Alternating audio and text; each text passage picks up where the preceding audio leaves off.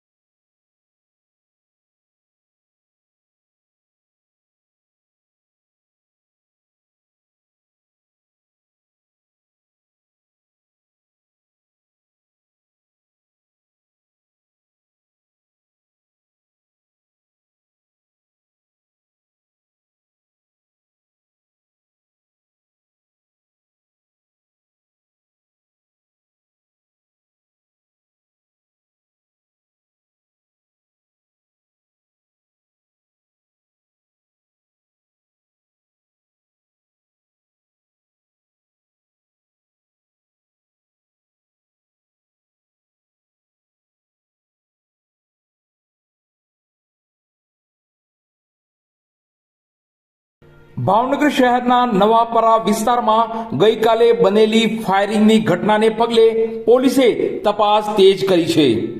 જાહિદ લોંડિયા પર થયેલા ફાયરિંગ કેસમાં ઝડપાયેલા 6 આરોપીઓનું પોલીસે ઘટના સ્થળે લઈ જઈ રીકન્સ્ટ્રક્શન કર્યું હતું। ફરિયાદ બાદ ગણતરીના કલાકોમાં જ પોલીસે 8 માંથી 6 આરોપીઓને ઝડપી પાડી કાર્યવાહી હાથ ધરી હતી। જ્યારે હાલારી બંધુઓ હજુ પણ પોલીસ પકડથી દૂર છે। ફાયરિંગની ઘટનાને પગલે શહેરમાં ભારે ચકચાર મચી ગઈ છે। ત્યારે પોલીસે ઝડપાયેલા આરોપીઓને લઈ નવાપરા વિસ્તારમાં પહોંચતા રીકન્સ્ટ્રક્શન દરમિયાન લોકોના ટોળે ટોળા જોવા ઉમટી પડ્યા હતા।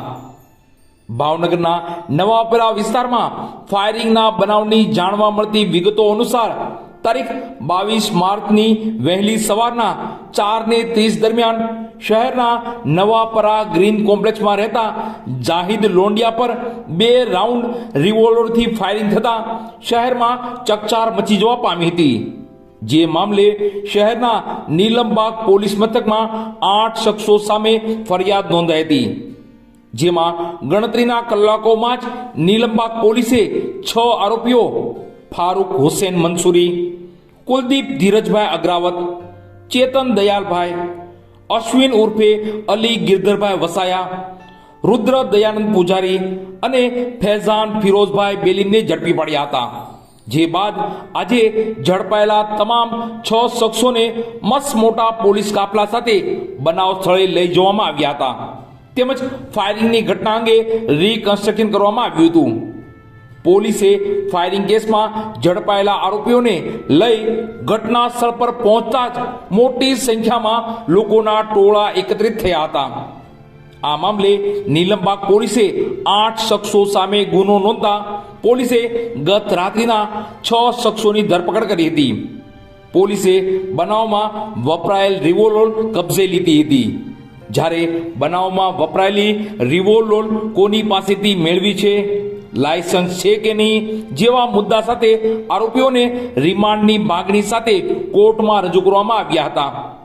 કોર્ટે 6 આરોપીના 4 દિવસના એટલે કે તારીખ 27 માર્ચ સુધી પોલીસ રિમાન્ડ મંજૂર કર્યા હતા.